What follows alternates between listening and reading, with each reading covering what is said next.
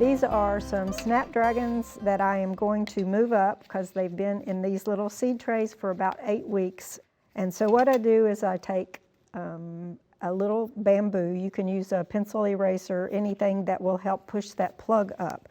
And what I do is kind of squeeze the cell a little, telling it it's time to come out. And then I just push, there's a hole in the bottom, so I just push the plug up, squeeze the bottom so he doesn't fall back in there, and then I pull him out. And this is what I'm going to plant.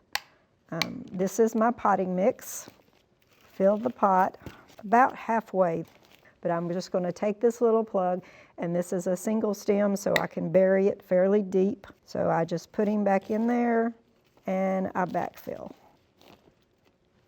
And I kind of tap it around, and that one is ready to go. We'll water it after, always water after you up pot.